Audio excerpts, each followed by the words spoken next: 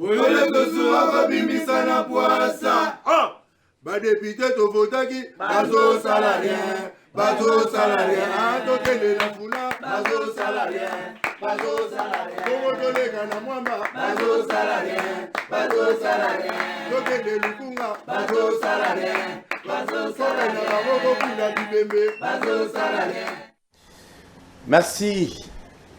Bazaïrois na bazaïroises nyonso ba congolais na ba congolaise, ba nyonso bo ponimbo na biso Congo. Pona roya kovanda awa ba Rwandais, ba Ougandais, ba Tanzaniens, ba Camerounais, ba Sénégalais, ba Guinéens, hein, bino nyonso na pesi bino mbote. Parce que boyaki na Congo.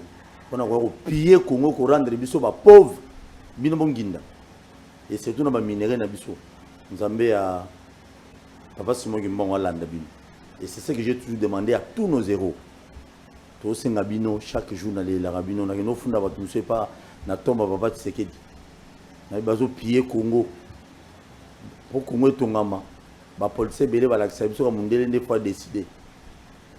Nous avons politicien pour lia abotisa mwasi na ye atuna ravia mundele te. Mais pour abongisa Congo a olinganeti. Il faut ça na ba millions za mitu ke belé banda ko belé ba makango belé. On dit mukulu ya kufa to bano loba non président wana to kingani wana za na banda ko belé. Ça nga passe. Amitu na muza kufa avant poane. Papa Simon Kimbango kenda avant pourquoi? Bokenda na no avant pour nini? Mais les héros au Congo na biso comment na paradis. Mais ça l'autre. Président Félix Tshisekedi Abi a aussi la mieux. Espérons bien. Hein, tout peut ça a chance. Tozo solo la masolo na nani na mwana ya musée Laurent Désiré Kabila comme on a Etienne. Selon lui a le baza mwana musée Laurent Désiré Kabila. Mais Joseph Kabila on dirait boyara bang. Hein, comme aza congolais to yambié lelo pour to betani biloko. Azwa biloko. Azwa biloko. Soki Etienne Kabila parmi les condamnés qui gestion à Joseph Kabila pendant 18 ans, 20 ans sur 21 ans. Ce qui est dans le président, priorité n'est pas la or, cobalt, diamant, toni, tobilanga, togolo bambis. Et on est la priorité, to lelo, to lobby, on ne sait pas. Parce que jusque là, nous avons évité les candidats pour la présidence. Mais vous allez belé, président Félix a osangate. Moïse Katumbi a osangate, il faut osangate. Bon, tout le monde est Etienne Kabila, candidat président de la République. Etienne en sélection. Quand on condamne ici, on a un président Kangi Joseph Kabila, maman, tout le monde priorité dans le peuple congolais. Est-ce que RDC peut développer? Le Congo a un développement beaucoup en Amérique. Etienne Kabila a eu qu'est-ce qu'il faut que priorité et là on ligne rose à la priorité pour que la RDC ait à la développer. Les arabes politiques, glissement, dialogue, tu évites. Dialogue Kabila l'acception mobile. Conflit de génération. Il y a bana ya musée. Après bango on so abib bana adoptif et aussi la comme colonie. Tala biloko total. Ya ko zapete vanda on zo biloko. Etienne Kabila, boni. Bonjour mon frère. Qui m'est allé? Vous après? Très bien. Très disponible. Je suis là. Bilo est bêta, hein? La seule. Ngala bêta, bilo ma vie, ngala bêta, pina bilo.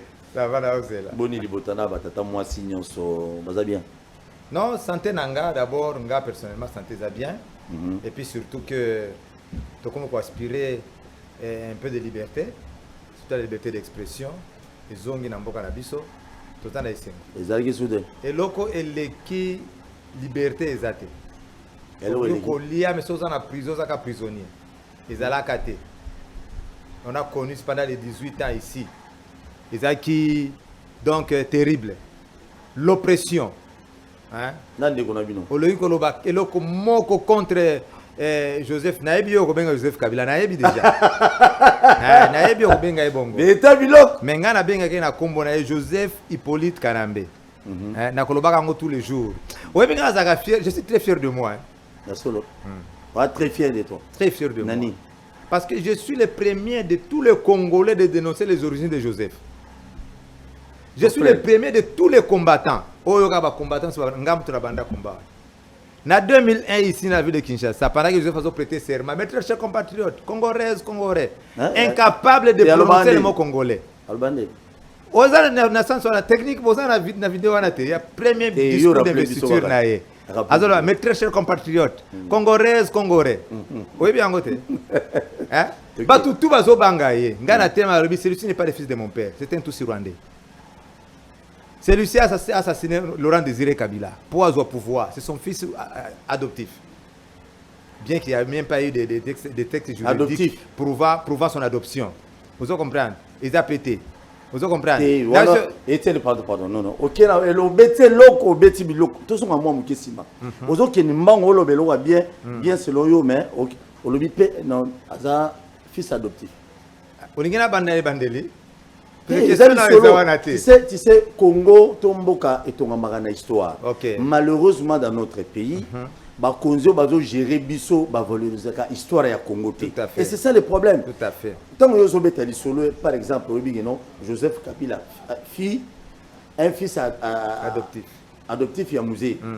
Est-ce que nana yebi? Sans texte juridique. Non, il y a un ce que non nana yebi. Maramoto sola oyo. Bato belé de fois to yokaka, ba yokaka. Mais yo Étienne Kabila musée.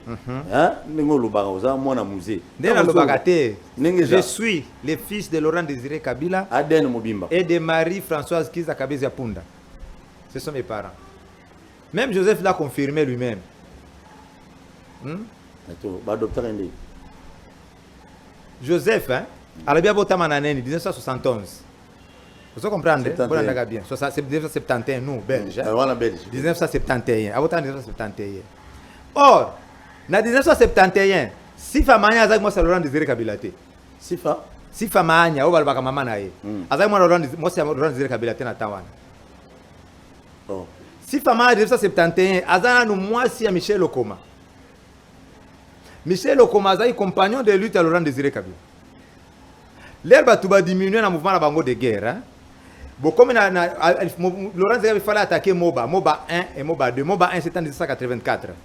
Avant 1984, Michel Okoma, Moba la Sifamania, na camarade naye, il défonce Masengo. Bon, qu'il y a une mission de sensibilisation. Ba récupérer les jeunes, ba kota na mouvement la bango et rébellion. Vous comprenez? Ba kenda ba kanga bango. Ba boma il défonce Masengo. Ba militaire c'était la tribu de Michel Okoma. Ba boma Michel Okoma te. Baki Misae.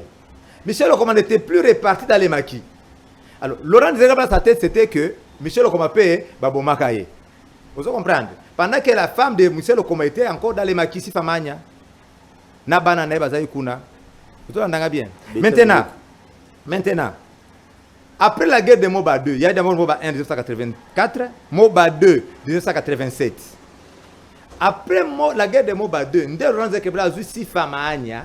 Ake vanda naye wapi na Tunduma frontière Zambie Tanzanie wana zio kwa mwasi naye na Tunduma lokwa mwasi naye sikoyo vous comprenez wana musée à 1987 après la guerre de Moba 2 moi sa camarade naye parce que ce camarade a akufa ki ndi akenda na Tanzanie na Dar es Salaam plutôt abota pe na Sifamania vous comprenez mais so ebi si balobi que Joseph faza mwana abota bano babota bino boya wana bazaka bazali ba Cécile ba Masengo bazali ba na Laurent Désiré Kabila na Sifamania bazali o abota na bango na Tanzanie bazali Cécile serait même aux États-Unis lelo ba Masengo bazali ba Gloire bazali vous comprenez ba bota mi nengwana sima nde Joseph Sifamania ya avandi sikona Laurent Désiré Kabila na Dar es Salaam maintenant Joseph abota na 71 aux moi Sifamania ndeni azama Sifamania te soka azama Sifamania te bota 71 ah mais Rosa pe moi babota ipe libana na moi simsusu te balobi azama Sifamania te nde bango balobaka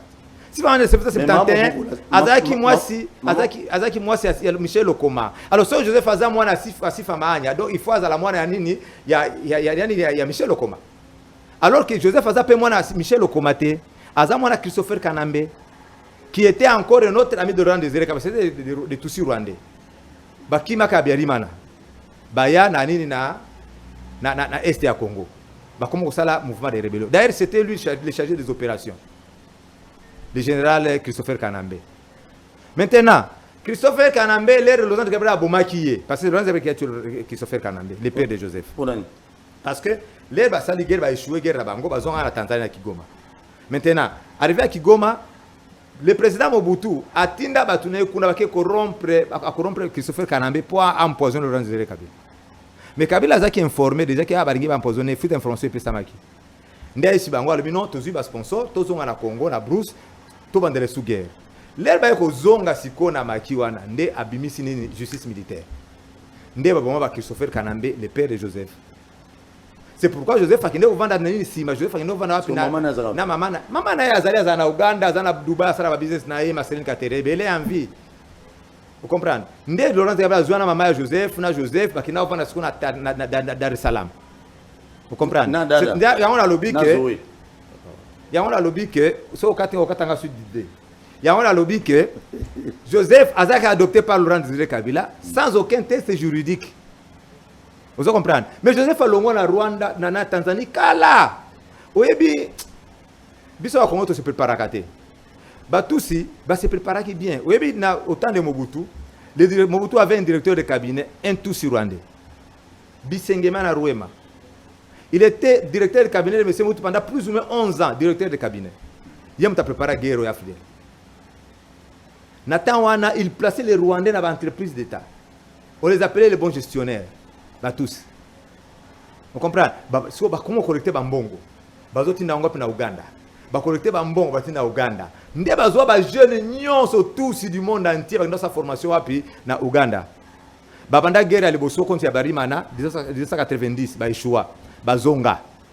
Deuxième vague, ndé recruter ba Joseph Hippolyte Kanambe, banani oyo ba Masasu Nindaga, bango nyonso bakino sa formation wapi na Uganda. Joseph Azaki soldat sa formation militaire wapi en Uganda. Comme Rwandais. Après, on a la guerre en 91, 94, non, 1994, contre Yabarimana. Ils ont gagné la guerre contre Yabarimana. Yabarimana a Koufi, allez, Bango a pris le pouvoir. 2 ans seulement après, guerre AFD les bandits. Vous comprenez?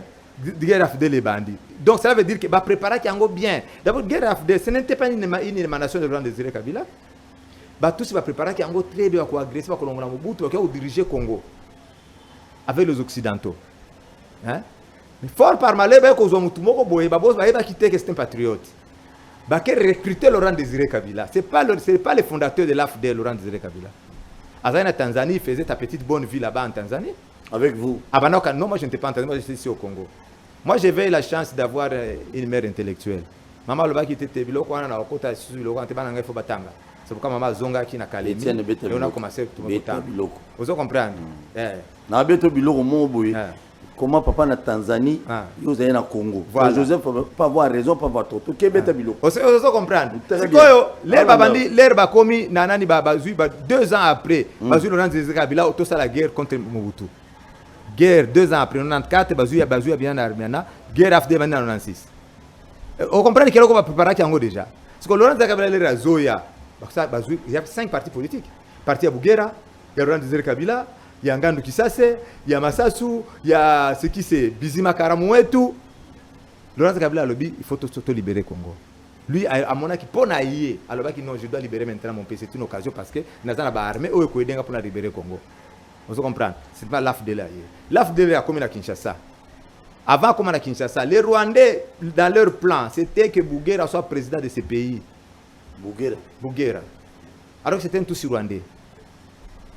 Vous comprenez? Pourquoi comment les gens président de la République? Parce que tu as avancé AFDL. À chaque fois, ils veulent tomber aujourd'hui, demain, Laurent Désiré Kabila à Kouéwana. Même pas encore de ratissage à ça les meetings. Mais pour la ville de Kinshasa, elle a attendu combien? Je ne sais pas 3 jours, quelque chose comme ça. Parce que dans leur plan, c'était que ceux qui atterrissent en avion à l'aéroport de Njili, bah battre. Le carnage, c'était encore quand qui est en face de... Non, quand c'est ça. Ils sont en face de l'aéroport. Il y a carnage, les militaires Mobutu, les leaders Nabiso. Président Zanani, Ruberwa. Pardon, Bougera. Bougera, lui, il y a Mutusi, les Tutsi qui sont à Ruchuru, dans Nord Kivu. Tandis que Bizima Kara, il y a Tutsi qui sont à Nyamulenge, dans Sud Kivu. Il y a une division à Bango Mouké. Comme Laurent Désiré Kabila le connaissait bien, à côté de la puissance, il y a Bougera, il y a Bizima Kara, pour mieux connaître le complot de Tutsi. C'est pourquoi il avait de toutes les femmes, tous qui étaient tout autour de lui. C'est pourquoi il s'était autoproclamé président à partir de Lubumbashi. Vous comprenez? Il a s'autoproclamé président de la République, après il y a eu beaucoup de tentatives de coup d'État, et Simbate, finalement l'Occident a jugé bon d'utiliser son fils adoptif. Et il a préparé un coup d'État avec les Occidentaux, avec les Occidentaux, et on a tué Laurent Désiré Kabila. Merci beaucoup. Tu as l'orphelin de père. Orphelin de père et de mère. Maman pas Koufa. Maman Nanga a Koufi l'année passée, le 1er janvier, à Koufa en Australie. Vous voyez bien ça, Akimani. Oppression. Ah oui. Akima en Je peux Australie. connaître l'histoire. Voilà. Batubaola en Australie, je crois que tu as une vidéo, mais à Koufa en Australie, Akima, l'oppression, je fais un gars Bomaye. C'est Floribé Tchébé de la voix de sans-voix. Moutoïda, Maman Nanga, Bima, Awa, Brazzaville, de Brazzaville jusqu'en Australie. À Koufa, l'isolement, Kouvanda Yemoko. Donc je suis orphelin de père et de mère aujourd'hui. Ah, courage, hein. Ah, courage. Tiens, un orphelin de père et de mère. Courage, courage. Il y a un homme. Mais la relation est normale. La relation est na Joseph Kabila. Est-ce qu'on avait d'abord des problèmes? Mais non. Yo lobby Aza, fils adoptif. Mais c'est ce qu'il est. Mais yo za fils biologique. Ah. La relation est quelle relation? Ngai n'a pas de problème na yété. D'abord, ngai n'a pas de politicien pété. Vous comprenez? N'est pas tous les jours. Politicien, je le suis peut-être par hasard. Dans ma tête, il n'y avait rien de politique. N'a pas un jour que na interview comme politique et ça na mutu nanga pété. Mais j'avais constaté une chose, que les politiciens bazo bunda pour un intérêt égoïste na bango. C'est-à-dire comment vous pouvez laisser un Tutsi rwandais vous dirigez, vous Congolais. Tout n'a intérêt à Bapaya. Les Congolais ne gagnent absolument rien. Mais les Congolais sont à Zotal. C'est un Tutsi rwandais. À quoi diriger le pays na bisoté? Na la conférence de presse, ma première conférence de presse, c'est qui a à Kinshasa, na la voix des sang pour les droits de l'homme, chez Floribé Tchébéa. Le 15 janvier de l'an 2002. Vous comprenez? Donc un jour avant la première anniversaire de la mort de mon père. Oui, Joseph Falobagani, Laurent Kabila est mort le 40e, le 18 janvier. À Koufana Zimbabwe, où il était parti pour les soins appropriés. Ngande Moutuna changé à Datuana. Dans la conférence de presse, on a dit non, mon père n'est pas mort au Zimbabwe, il est mort dans son bureau de travail le 16. Bon, comme il y a un discours, il y a Joseph a commencé à discours, il y a un anniversaire de la mort de Laurent Désiré Kabila le 18, à reconnaître que Laurent Désiré est mort le 16. Mais ce qu'on peut dire, c'est célébrer le premier anniversaire de la mort le 18. Hein? Les mensonges. Donc, le problème, moi, mon problème, c'était quoi? Notre pays ne peut pas être dirigé par un étranger. Il ne peut pas développer notre pays. Il faut que d'abord c'est un Congolais. Merci beaucoup. Etienne, merci beaucoup. Est-ce que le président Félix a développé le Congo? Hein?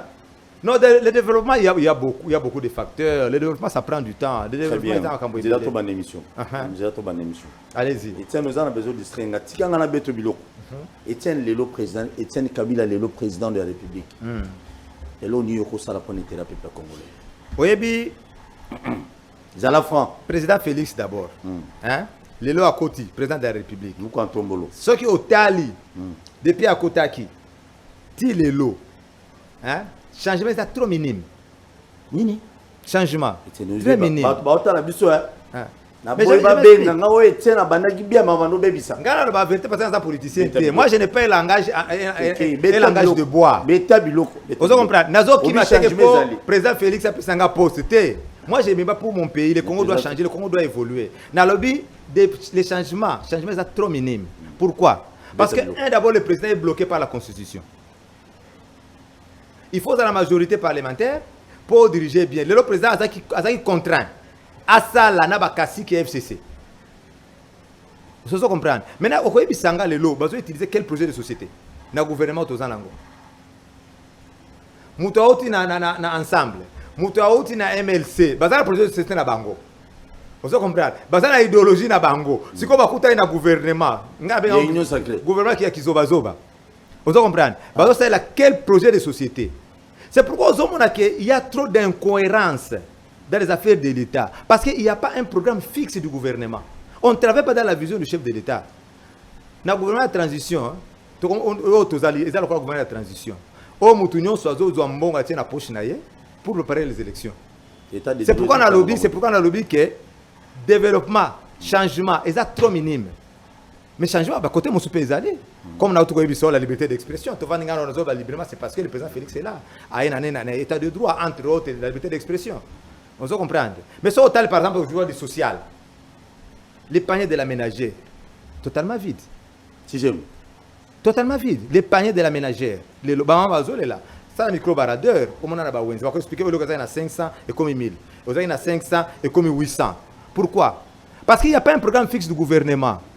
Vous comprenez? Autour de la question, est-il sur comme président de la République, c'est le président Félix, va contrainte à côté de Nango. On a peine à côté de Nango par rapport à la constitution de Bisso. C'est pourquoi il faut réviser la constitution de Bisso, il faut réviser Nango.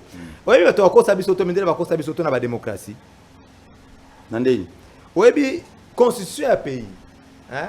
Et dépendant de la culture et à Batou. Vous comprenez? Démocratie occidentale va me la biso. Ils ont bon sambo kana bisoté. Au cause on a bonnes idées. Pour ça lango. Oh, aux en majorité parlementaire. Au comme bloqué. Vous comprenez? Dans le pays nous sommes développés du monde. Et ça développé quand? Quand il y a eu des hommes forts. Hitler. Pas seulement des même les lignes babongi batonga bamboka na bango. Même la Russie, quand on parle de la Russie aujourd'hui, c'est parce qu'il y a un Poutine. Quand on parle de la Chine aujourd'hui, c'est parce qu'il y a des hommes forts. Vous comprenez? Mais il y a des hommes forts, des babongisaka pays, après il y a des institutions fortes. L'Afrique du Sud, le ministre congolais balongwaka awa, bakia na l'Afrique du Sud. Quand ils sont allés construire l'Afrique du Sud, Nathan apartheid, il y a discrimination des races, la dictature, des batonga. Parce que boya exact, to tonga batongi, to sala boy, bosali. Maintenant les lots, vous avez la bonne idée na yo. Président Lobi, écoutez la phrase du président Félix. Il a dit: j'ai supporté des humiliations. Ils ont banane. Balien est FCC. Parce que Babano poignardé dans le dos. Attends pouvoir te. Besoin de tiens qui wana. À quoi ça est l'autre côté. Bayeba qui net consulté taillé par mesure. À quoi ça est l'autre côté. Vous comprenez? Mais pour changer le Congo, nous devons avoir un homme fort. Aujourd'hui, c'est prouvé noir sur blanc que les hommes forts ne sont pas ça pays. La Russie était par terre. Donc le président Félix n'est pas un homme fort. Lorsqu'on a, je ne parle pas du président Félix, je parle de toutes les républiques qui sont avancées. Vous devez avoir des hommes forts comme pour diriger les pays. Vous comprenez? Par exemple, Laurent Désiré Kabila. Vous comprenez? C'est ça pas modèle la bisouti. Parce que sans Laurent Désiré, moi je ne serais il n'est plus. Il n'est plus. C'est ça. Donc il n'est plus. Mais c'est comme ça, on doit se référer à l'histoire pour construire un pays. Et ça, on se distinguer, un héros. Qu'est-ce qu'un héros? Un héros, c'est une personne légendaire, une personne mythique qui s'est distinguée par son courage. C'est comme ça. Omar Batou Laurent Désiré Kabila, il pouvait directement arranger le Congo. Pourquoi? D'abord, minéré nyon sur le Congo. Et qui n'a pas le gouvernement congolais. Vous comprenez? L'Occident tremblait devant Laurent Désiré Kabila. Vous comprenez? Nous devons contrôler nous-mêmes, nous sommes maîtres du terrain. Minéré chez Abisso, nous devons construire notre pays. N'a pas moyen d'Abisso Moko. Aujourd'hui, le Congo n'a plus de bénéfices. Minéré Zokende. Joseph a tout liquidé. Joseph ou bien Joseph Hippolyte Kanambe, il a tout liquidé. Or, ils ont Rwandais et Chinois. Le cobalt, le cuivre, pas belge. L'uranium, bien privé à américain. Alors que quand Laurent Désiré Kabila était là, c'était pour les Congolais. Imaginez-vous quelqu'un qui a fait la guerre pendant 2 ans à Koufa. Comment a-t-il été à Nyongote? Parce que Azaki n'a pas de république. Ni était la guerre, le Congo serait déjà développé. Vous comprenez? Cela veut dire que le président Félix a compris ça. C'est pourquoi les gens ont qu'est-ce qu'il a dit? Il a dit qu'il faut changer le contrat minier, il faut changer le contrat gagnant-gagnant. Vous comprenez? Mais il n'a pas encore changé le contrat minier. Pourquoi? Parce que aussi, il y a un contrat, le prédécesseur n'a signé un contrat léonais. Au Congo, vous avez 10%, 20%, ou tu as minier, tu as gagné sur le côté. Le président n'a pas le moyen de faire sa politique aujourd'hui. Parce qu'il ne contrôle pas les minéraux. Congo, l'économie à Congo est basée sur quoi? Sur la douane et sur les minéraux. C'est comme minéraux de Kosambongo et Belé. Minéraux a bloqué le contrat léonais à Joseph Hippolyte Kanambe. Qu'est-ce que le président Félix va faire? Il doit d'abord commencer par changer de contrat là. Mais chose grave, c'est un risque. C'est un risque. Si vous changez le contrat léonais, tu signes ta mort. Parce que le monde ici est dirigé par quoi? Par les multinationales. Pas des banquiers. Bah, diriger le monde. Tu vas signer le contrat. Tu dois te rassurer d'abord de ta sécurité. C'est pourquoi moi je comprends. Comme je comprends pourquoi Philippe président Félix a malin parce que ceux qui ont mis paf à Koufa. Ceux qui ont fait un problème, c'est pour le peut-être lui c'est un chef de l'État. Il raisonne comme un chef de l'État.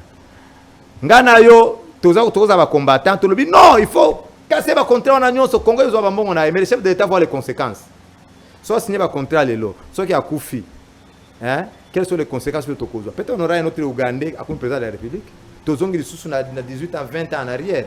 Vous comprenez? C'est pourquoi moi personnellement je comprends un peu la position du président Félix. Mais le président Félix n'a la constitution oyo, n'a pas contrat Léonard Joseph Fassignaki. Hein? Mandez aussi la Kaboy. Mandez aussi la Kaboy. Docteur Spirello monte mutuya.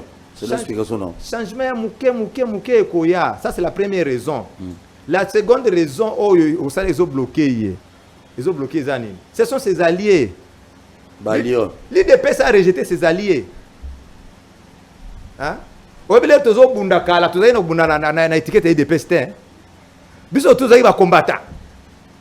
À l'extérieur comme à l'intérieur du pays. Les lois IDPS a eu pouvoir akomana ba alliés mususu. Les amis de Joseph ne pas comme ba alliés ya IDPS. Alors que ce bazo mango souhaiter que Félix a échoué.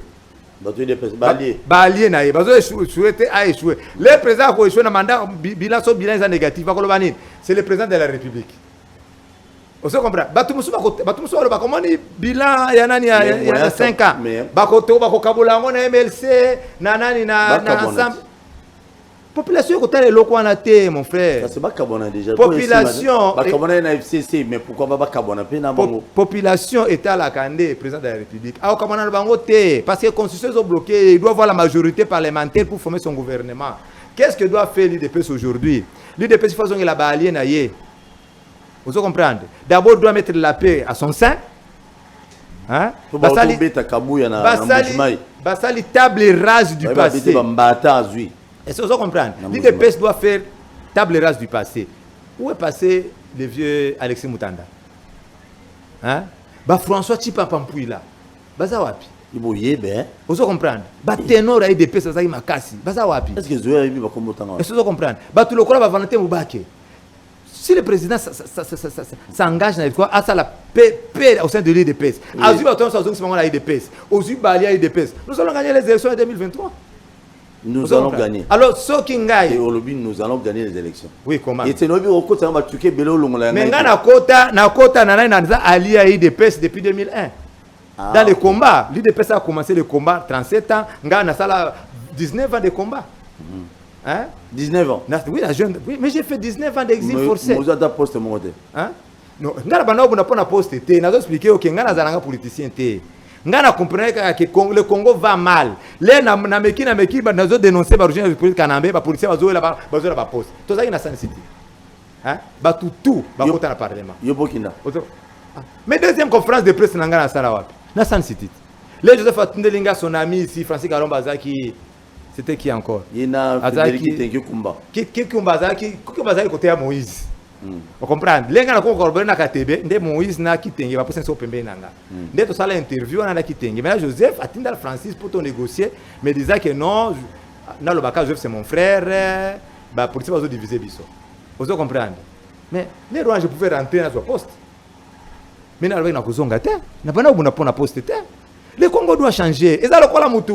Aïe, on va tout ça na intérieur, après ngelo ko na internat. Na za na internat. Maman la biso. Oyebi maman la biso atindela biso bakali boîte à conserve, hein. Boîte à conserve, biscuit. Master moko boye, akena fungula valise nanga. Aïe ba biscuit. Vous comprenez? Aïe ba biscuit, aïe olukanga, aïe okabelanga ba biscuit. Kabela ko dami biscuit. Laisse nous connaître master wa zamtu Lubumbashi. Toza na internat na moba. Voilà Mouza Fouta Minerval. Non, Mouza était maman. Je suis grâce à une maman intellectuelle. Maman travaillait. Vous comprenez? Tu as un internat. Nous avons besoin de Kantanga. Comment est Kantanga? Tu vas qui souci? C'est un ami. Mais master, a vu biscuit wapi? N'a pas valise n'angaboé. N'a pas biscuit bungi. Ayo kabla biscuit. Dès le tu vivre awa. Vous comprenez? Un tout si rwandais. A vu pouvoir à payer na yo. Akongo pese mbongo mais ozo soutenir tout sur rwanda mbongo na yo mo kongo bondela ye na komba kongo basa na conscience te ndio moninga na koti pe na politique. Vous comprenez? Il y a un côté politique. Ndio na kota na politique mais politicien par hasard. Très bien, merci beaucoup. Na or na cobalt na diamant na bilanga ni ne développer Congo. Non, nous c'est ça la richesse nous appelle ça biso. Nous appelle ça ma belé to col ça belé ko sans engrais chimique. Na Congo. Toza na mai. Le Congo c'est le deuxième bassin d'eau au monde. Deuxième bassin d'eau au monde après l'Amazonie. Vous comprenez? Toza na mai, toza na terre très fertile na Congo. Toza na ba minéraux et belé. Et là qu'on développe Congo, c'est la conscience de l'homme congolais. Hein? Oyebi mon ami Etimanga, oyebi susu l'autre là c'était encore qui? On m'a dit de pessoana. On m'a dit matete wana. Mwananene, Diabanza, lobi, mon cher, tu sais, l'élément le plus important de la vie, c'est le sacrifice. Mais ça, on va se sacrifier à côté. Congo, ils ont près de 80-90% de chrétiens. Jésus s'est sacrifié sur la croix. Pour la vie éternelle, nous les chrétiens. Vous comprenez? Sacrifice pour l'amboga na Congo, c'est pourquoi il Laurent Désiré Kabila de passer le Lumumba se sacrifier pour le pays. Mais on va se sacrifier pour le pays. Vous comprenez? C'est pourquoi je dis la conscience de l'homme congolais n'est qu'au changer le Congo. Allez-y comprendre quelque chose. Mon frère. Beta biloko. Pétrole na biso. Eza na Mwanda. Hein? Bakena rafina pe na Italie. Pourquoi on rafina na Congo te? Tous na pétrole te na Congo? Et vous comprendre? Hein? Minéraux na biso ba rafina na invest na Belgique. Pourquoi on ça lango awate? Parce que si vous avez une raffinerie à Congo, les Congolais ont pas emploi. Et vous comprenez? Courant na biso ya inga, ils ont alimenté ba pays mususu ya Afrique. Mais biso na Congo tozana courant, ya to ça l'émission tozana groupe électrogène. Et ça s'explique.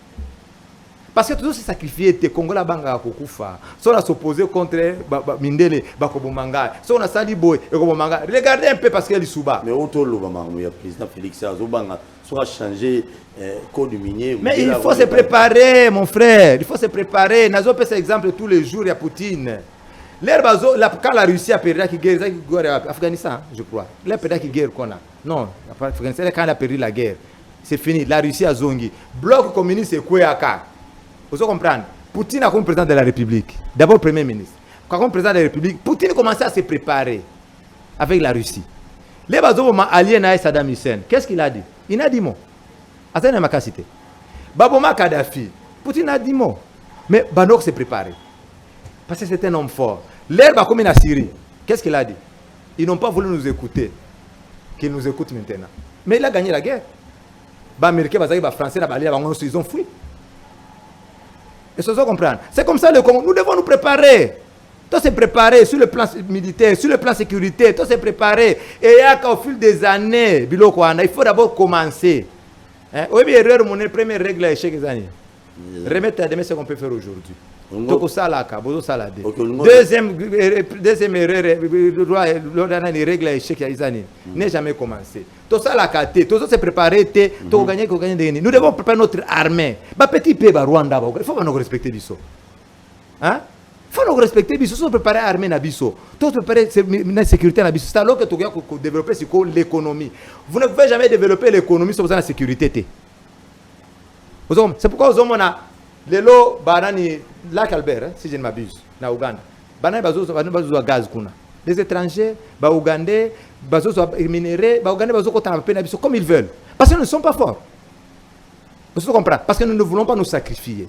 Parce que babominga Etienne Kabila les lots. Non, ça coûte combien? Oh, mais Hippolyte Kanambe c'est toujours ma tête. Ouais, mais quand les ennemis ne bosso, il y a tianga ennemi na. Alors que moi je me battais pour la vérité sur l'assassinat de mon père. Oh, nakani c'est là j'ai rencontré des généraux ici à Kinshasa. Bah il s'engage Etienne, oui que ndekonayo, oui ndekona tinanga boma en Afrique du Sud. Na tuni général, ezaki wapi? Nakutayo place aux sala musala. Je faisais gardinage en Afrique du Sud hein. Moi le musée. Mais je vous dis. Ngana za commander, moi je travaille pour gagner mon pain. Vous comprenez? Na bona passe au sala, tel passe au sala. Na ya nakutayo sala conférence débat. Telle place on conférence débat na congolais. Na kota peine ça na vanda, na boina na kota makamonga famille. Batna bo manga. Vous savez que moi j'ai fait la prison en Afrique du Sud. J'ai fait 2 ans de prison. 2 ans. 2 ans. Prisonnier de Joseph Hippolyte Kanambe. Bah qui ont préparé un coup d'état contre Joseph. Est-ce que j'ai des moyens de préparer un coup d'état?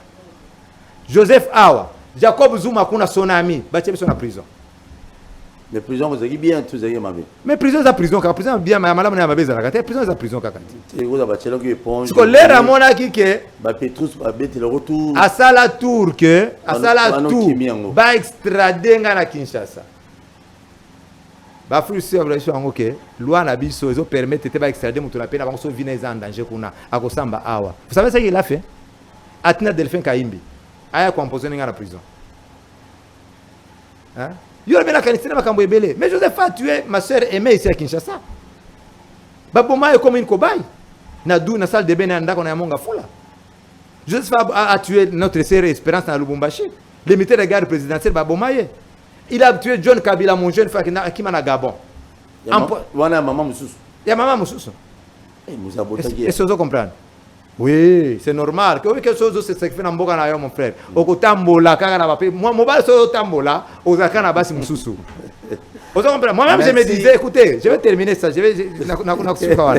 moi-même je me disais mais pourquoi seulement Théo Kaka ke papa na biso Mzee akenda abota la tika biso akenda kuna abota bana mususu Théo comment il faisait ça? Les na côté na politique ne comprendre biloko wana. Tant on continue la politique. Vous comprenez bien, c'est tout à fait normal. Quand j'ai quitté l'Afrique du Sud, qui m'a protégé? C'était une femme. Une femme une Congolaise. Benga Bomanga, yenda prison na ndako na ye. Le na komi na STO ya Congo na kina. Pendant que politique Kanambe était au pouvoir. Vous comprenez? Le na komi na Uvira. Qui m'a sauvé? Vous comprenez? Moi, je vais expliquer par exemple que je comprends papa Nanga parce que moi je suis père. L'erreur, je n'avais pas encore reçu Jésus-Christ comme Seigneur et Sauveur. Nazali d'abord na Moki. Le cas là où tu Moki. Nathan Wana. Qu'est-ce qu'il faisait? Moupagano. Un chrétien, pas Moupagano tout à fait. Donc un chrétien non affermi. Vous comprenez? Mais Nabota Nabasi Mususu. Nabota mwana mosi na Tanzanie, Nabota mosi mususu na Uvira, Nabota mwana mususu na Afrique du Sud. Ce sont trois enfants de mères différentes. Vous en avez trois? Oui. Pourquoi? Non, parce que c'est la lutte. Il a fait combien d'années dans la lutte? Il a commencé en 1964. Jusqu'à prendre le pouvoir. C'était combien de temps? Hein? Est-ce que vous comprenez? Cela veut dire que na parcours wana mono bala akobo tape bana mususu. Vous comprenez? Oh, maintenant, non, maintenant je suis affermi, je suis chrétien. Très bien, merci beaucoup. C'est intéressant, histoire mais histoire Oyo, Ezayaka, Oya, Étienne, Kabila, Naba Ibrahim, Étienne Taratibou, Kabila. Taratibou, Kabila. Voilà. Étienne Taratibou, Kabila. Voilà. Joseph Kabila. Joseph, voilà, officiel au bien na mona bio zobanga. Ngana benga na kombo na ye. Yo le bagi na zobanga te. Na banga, mon frère, moi je suis un chrétien, je suis comme moi je suis un chrétien affermi. Un chrétien abanga ka. Abanga kaliwate. Okobo manzoto nanga, tu ne peux pas tuer mon âme. Moi j'ai déjà une place des cieux dans les cieux, une place de choix dans les cieux. So minzoto nangai. Mon âme, et qu'on reposer un peu. Vous comprenez? Donc, je me suis sacrifié pour mon pays. Je continuer à lutter. Merci beaucoup. Merci. Allez-y,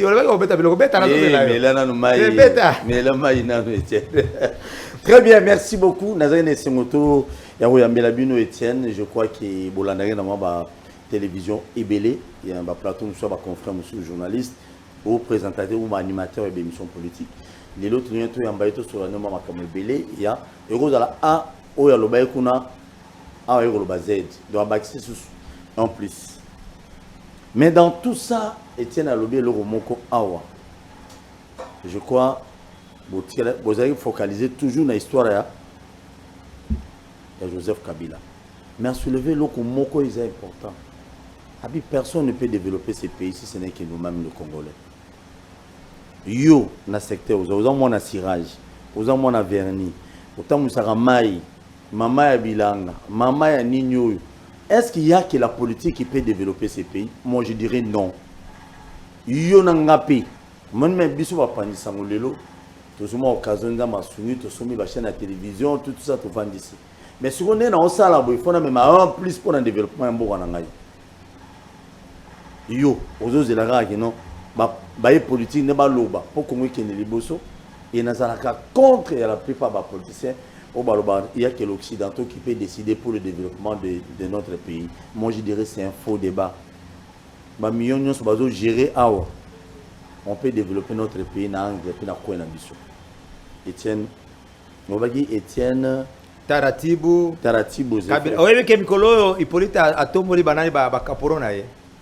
Ba comme ça on est qui la chaîne de télévision paf ba kuna ba le droit de réponse. Oui mais na vanda ba bi mboko otamele ba zarakate. Journaliste azo benganga. Abino Etienne naza na mutu moko boye awa na we kotanga kombo na ye parce que bon talaka tuza diapason tuza même diapason te. Alobi na bango alobi baza sa droit de réponse. Nga chituki droit de réponse. Joseph Alinga a les canaux de télévision. Joseph Albarati a son massif. Balobi Alinga ça a droit de réponse. C'est comme quand na koti balobi na koti na bi maman langa dépenser mon pour la classe, c'est ça qui est important. Na journaliste na ba invité na ye ba iba ki kutu c'est que c'est un droit de réponse. Réponse ou répondre quand on a tourné question de répondre. Nous autres na répondre. C'est ça une réponse n'est-ce pas? Dans une définition simple. Mais le droit de réponse dans le journalisme c'est quoi? Un droit de réponse. C'est un droit qu'a une personne de s'exprimer en public par les biais des médias. Lorsqu'elle est mise en cause ou accusée. Donc la personne, c'est la personne lorsqu'elle est mise en cause ou accusée. Donc ceux qui ont droit de réponse. Mais il y a non, c'est ça. Ce n'est pas ce que c'est le dictionnaire. Mon français va le droit de réponse. Et ça français. Donc sommes en droit de réponse. Non, non, comprendre la définition. Donc mon agent m'a bête. Ma bête, va comprendre qui t'es mon frère. Vous avez tabulé comme mon agent m'a bête. Vous comprendre. Si quoi bakaporo na bazoleka, balobi no était la sama la kabilate. Mais bazole connaître na za congolais. Mais ça aujourd'hui na za congolais, ça me va. Donc j'ai le droit de parler pour mon pays. C'est quoi? Ce qu'on lobby que était la sama la kabilate. Ça sama kabilate, cela veut dire que Joseph a comme congolais. Ba ko changer d'identité au Joseph T. C'est un tout rwandais. Ata balobi va ko changer le comme côté. Oyebi que est dans sa conférence de presse na San City. Joseph Atindelinga qui to négocier naie pour na le c'est mon frère. Mais à ça la campagne de désobéissance contre ma personne, basta la film documentaire. D'abord à intimider la famille. Après qu'on devait famille à Pessi Bango Bongo, basta la déclaration contre moi. Est-ce que va changer qui? Va changer la nationalité à Joseph T, c'est un tout sur Rwandais, c'est un Rwandais. Et ça vous comprendre. Eh bien, comment ma famille est fière de moi? Hein? Bon, bah, il y aura un brand de mobile. Tous les tante, tous les cousins, tous les oncles, tous les tuébé. Oui, on vient à Bissomo. Bana tante qui va. Désiré, Justin Goemouloume. Justin Goemouloume de moi à la tante qui va. Non, Justin Goemouloume. Ah, Mouloume. Oui, mais qui a interpellé 2 fois par l'année. L'air Ngana Salaki, confrère de personnes à San City. Interpellé par l'année. Didier Kazadi. Abengai, Bakangai. Pourquoi? Balobi fois sa déclaration qui a été. Juste à l'habité, Ngala Zamora a zéré Kabilate, je m'excuse. Ngala Zamora, Ngala Zananga neveu. Na okota na Makambouana te. Deuxième fois, le baba interpellé. C'est lui qui m'a dit ça. Et puis, Joseph Ntabenga Kazarabi, Tikaye, on a pasteur, à côté de la politique te. Et c'est ça comprendre. Ngala Joseph Aibi, on sort bagazé à solo.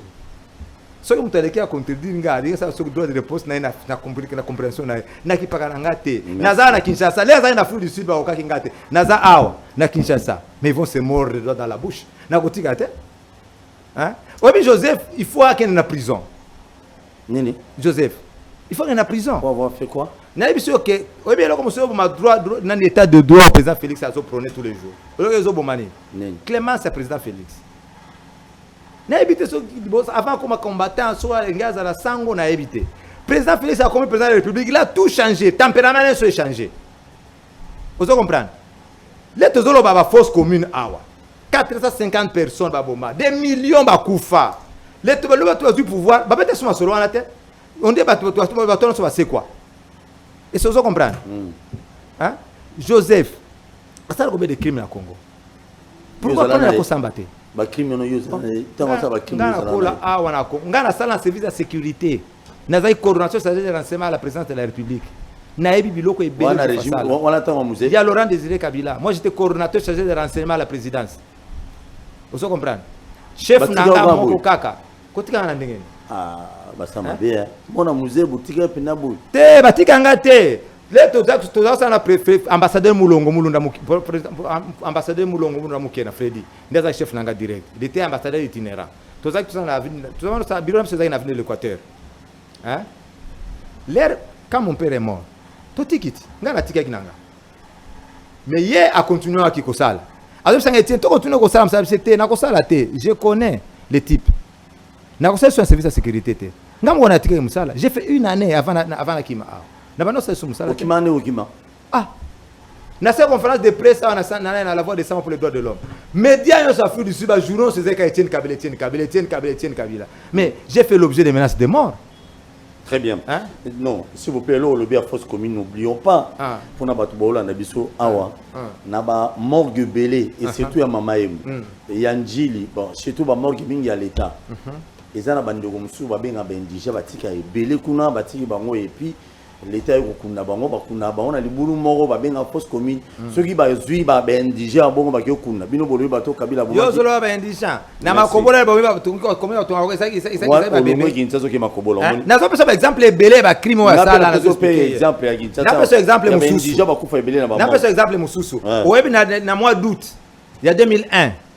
Hein? Ba vacciner ba petit congolais d'un vaccin périmé contre la poliomyélite. Ah, wana Congo. Voilà le Bika Kabila, taille au Moro vraiment. Mais Joseph était président. En complicité avec le ministre de la Santé, Macha Komamba. Il n'est pas Koufat. Est-ce qu'il y a un peu de Makamba? Il ne faut pas juger. Paix à son âme. Ah, mon frère. Maintenant, on comprend notre Étienne. Un criminel a paix à son âme. Non, Macha Koufa. Paix à son âme, mon frère, de Panagara souhaité. À ta besoin 40 millions de personnes, vous paix à son âme. Paix pour reposer en âme, paix, âme qui se reposer en pété. Ouais, Macha Koumama. Âme c'est pour reposer. Il y a tout na mokili oyo. Âme n'a pas se reposer en paix par rapport à l'acte au salaire qui va au Koufa. Merci. Vous comprenez. Si on a d'abord pour un vaccin périmé. Dans le mois d'août de l'an 2001, les Congolais qui vacciné périmé. Il y a Joseph na Macha Komamba. Parlement, oui, les conséquences combien ça les mains? Oui, bien, ngote. Bambala de Mokezanga combo, tu es bagangote na vaccin périmé. Parlement où il y a Laurent Désiré Kabila. Et ben non, c'est à Lubumbashi. Il appelait ça parlement de circonstances. Balobela Makambwana. En 2001. Mais Joseph était président à Etoufa et Lokwana. Mais ce sont des crimes justifiés. C'est un dossier où il politique faut pas samba. Si Famanya ou Azo prétend que Zamama est Joseph. On dit qu'un Rwandais dirige notre pays. Mais pas si Famanya il faut qu'il y ait il faut pas samba. Hein? Vous comprenez? On a lobby Clément, c'est le président Félix a toléré biloko nyonso et comment qu'on peut droit na état de droit. Merci beaucoup. Bozona eloko ya suka. Eloko suka. Melano mayo, melama mingi, melano mayo. Na besoin me quitter. Allez-y. Très bien, merci. Mais là c'est robeta, vous avez l'autre côté. Eh non, on va tirer l'autre côté. On l'aime bien. Non, on l'aime bien. Non, tu sais quoi? Biloko yo zoloba. Attention melama. Si quand même la main na TV. Galère na lobaka tuna banana ba piste. Écoutez, na personne na bien loko. Na pesa na ba tuna ba piste moka vérification. Bo tuna ba parlementaire ba fa ngo so tout parce que 300. Bo tuna bango so ba débattre qui te makambo vaccin périmé. Le na lobaka si famanya zaki na prison Laurent Désiré la kanga kaye. Nya kanga. Laurent Désiré Kabila. Akanga si famanya. Poni. Am posona kaye. Hein? Si on a le biologue, on a fait référence. Si on a gardien en prison, si on a Kelly Dido Kitungwa, avec des directeurs en prison, so il s'est fait en prison. Prisonnier. Makala en prison, Makala. Bakanga si famanya. Oui, si famanya, maman Joseph Panani. Assistant là qui est un peu lésé, a comme appelé Laurent Désiré Kanga qui est. Après qu'on Kangaye, avant l'assistant de Laurent Désiré Kabila, Joseph a mis ses secrètement en prison. A quel moment dans le Lubumbashi? Pour eba kike bakoluka batu bakoluka baeba mama na yaza nani ndesi faye ko témoigner que ngam tuna bota Joseph. Vous comprenez? Si faza maman Joseph te. OK, merci beaucoup. Il faut ça la prison pour la haute trahison. Yondo ça la prison te. Constitution na la sala ki mokote. Et yo kana yondo nga za sala ta mabe monte. O mama be Joseph. Na sala le côté président. Attends mama kanga ote. Yo kana no logo nanu. Pardon Etienne. Constitution na mboka na biso dernièrement yo ka débat non? Débat makasi. C'est le président, mandat chef de l'État, nous sommes au Congo, nous sommes 2 ambassadeurs à 7 ans. Est-ce que vraiment c'est prioritaire? Et là, on va modifier la constitution, il y a une loi qui a rendu prioritaire. Dans tous les pays du monde, l'amendement est construit à la carte. Aux USA, il y a un deuxième amendement. Entre autres, que président a la 3 mandats, mandat une fois renouvelable. Vous comprenez? Oui, mais quand un mandat constitué, il faut l'intérêt du peuple. So Balobi, par exemple, va trouver vraiment que non, 5 ans, ils ont cocaté pour avoir ça. Oui, pays Nabiso. Tout est à faire au Congo. Tous en maïté, tous en courant, tous en école, on n'a pas de route. C'est pourquoi Laurent Désiré Kabila, mon père, disait, si nous ne pouvons pas nous servir na hors Nabiso, na diamant sur les lots, dans 2 ans, on n'aura plus de bonnes écoles, on n'aura plus des hôpitaux. Et effectivement, les lots Congo, c'est les lots comme mon côté. Vous comprenez? C'est comme ça. Alors, ce qui va communiquer, 5 ans, pour le président, ça va projet naïe. Il y a développement. Ils ont mouqué. Les gens ont 7 ans. Et vous avez un problème. Mais sauf que vous avez un mandat. Ok. Il faut que peut-être après 2023. Vous avez beaucoup de que le mandat du président est à 5 ans. On ne prolonge pas un mandat. C'est comme un glissement. C'est grave. On est là, on a encouragé parce que sa légitimité, il y a chef de l'État. La crédibilité. Vous comprenez? Donc le président Félix, il doit écrire son histoire. Puisque, comme déjà président de la République, après président de la République, comment est-ce qu'il et sous le président de la République, le président doit écrire son histoire. Organiser les premières élections démocratiques dans le pays Nabiso. Vous comprenez? Ceux qui ont gagné, tant mieux. Ceux qui ont perdu, ils ont problème. Pourvu que le Congo va retenir que nous avions un autre frère, Félix Tshisekedi Tshilombo, qui a organisé les vraies élections de tout le pays Nabiso sous la voie démocratique. C'est ça. Vous comprenez? Comment modifier la constitution, ça n'a pas de problème. Mais dans le mandat, Félix est aussi là, en 2023. Et aussi en 2023, après toute l'élection, la constitution Nabiso, il faut demander pour ils aient belé au fait de la amende. Protection à l'ancien président, imagine à l'ancien premier ministre. Attends, à l'aise que nous avons belé pour les canons, premier ministre, pour il fallait s'embattre.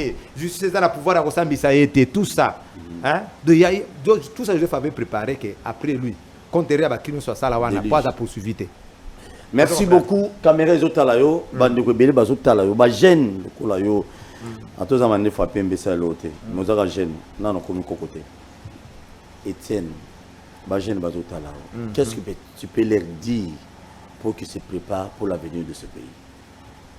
Oui, bien. Ba jeune bazou la caméra non. Ba jeune bazou landanga. Oui, bien. Na quoi c'est là comme quoi? T'as là pays développé du monde avant d'être ça jeune. Ba pays là où on vit mieux au monde. Bato Organisaka, ils sont en Grande-Bretagne, ils sont en Angleterre, Bato Organisaka, ils sont aux USA. Non. Les pays où on vit mieux au monde, ils sont en Norvège. Hein? Ils sont en Australie. Surtout les pays où on a, c'est les pays qui regorgent le plus grand nombre d'intellectuels. Donc le développement d'un pays dépend aussi du pourcentage d'intellectuels que les pays regorgent. Vous comprenez? Maintenant, le pouvoir de la dictature, c'est ça que les côtés qui ont une ignorance, analphabète, conformé à l'alphabet. C'est pourquoi on a constitution va voter loi gratuite de l'enseignement, ça l'a pété. Les jeunes ne sont pas comme wewa. Vous comprenez? On ne crée pas de l'emploi parce que tu vas salater, batangate. Vous comprenez? On ne peut pas défendre les droits naïe. Il faut quand même moins bagage intellectuel. Vous comprenez? C'est aux hommes que l'autre candidat est belé à la présidence. Bah batangate. Bah bien l'autre comme côté. Parce que mon qui vraiment que mais ce type ici n'a pas été à l'école. Joseph Hippolyte Kana n'a pas été à l'école. Mais à ça le président, quand j'ai pas été ce président. Vous comprenez? Et là quand le côté là ba congolais nyonso ba comme ko soma ba do ba. O bien na poto ko soma diplôme na université ba tiango pe na computer, na ordinateur. Bo checker Allez Kibamba, oh c'est en Afrique du Sud, allez Kabala. Allez Kabala, licencié en droit, va checker pour la computer pour l'Afrique du Sud, azali penakati, mais à son de diplôme. Vous comprenez? Cela veut dire que développement pays na biso faut banda la racine, éducation de base, faut banda la wana. Alors ba jeune conscience, ne be uzana ngomuke. Parce que les riches et les pauvres n'ont pas de même morale. Hein? Parce que la même moralité. Mais les jeunes quand même, ils ont la moine à Moussoussou. À cause de la peine à balabala, à s'éduquer payer mon corps. À ça les peu distinction à Moussoussou. Vous comprenez? Il faut voter la souffrance nabino. Ce qui nous divise plus, le tribalisme, le clientélisme, le fanatisme, nous ont divisé biso plus. Ils ont développé bisoté, tous ont bénéficié de l'eau comme côté. Hein? N'a ça va jamais être Hollande politicien. Muto ça le parti politique na objectif na l'accession au pouvoir. Abandonné on kulia yena moi sinaye. Total la bateau bazana ba idée. Il y a développement communautaire. Banane bazo bundela mboka. C'est alors que le Congo va se développer. Jeunesse oyo, ils ont sacrifié. Mais il faut tout bunda pour la génération future. Très bien. Voilà tout. Merci beaucoup Nabatu tout au Bolandi biso bo s'abonner massivement à la chaîne sur YouTube, Bakino Balobi TV et puis na page na biso à Facebook, Bakino Balobi. Boki Étienne Taratibou Kabila. Il y a le bien dans mon musée, il y a solo. Comment maman de Kimingaï. Mais il y a un monsieur qui m'avait appelé. On a Liwa maman en Australie. Je me souviens. Vraiment, je me souviens de ça. Merci beaucoup Étienne. Je suis Zongité, je suis président Bogo. Moi, je suis collaborateur dans la vidéo. Et ça, notre papier, je suis Étienne a comme président au Boulango. Amen. Mais ceux qui ça sera un patriote, un nationaliste comme moi. Un nationaliste comme toi. Et le Congo changera. Bien sûr. One day, we can lead this country. Très bien, merci beaucoup. Nazaïne et Simon Makas. Yarozalana Bino, n'a invité Nabiso une fois de plus. Nous avons battu la Congo. Nous avons battu un mitema. Abébi sa mitema. À l'égisateur, Diara, celle la police, nous sommes au bas contre la RDC. Diaré, mon retour à l'Ingabimabou Diaré. Soit il a signé document contre la République démocratique du Congo Diaré. Soit il a Kendeo, Mundelmo, Bengue, Minervo Diaré. Donc, attends, on attend pour Nengasima. Ça devient de trop parce que le peuple souffre. Merci, à la prochaine.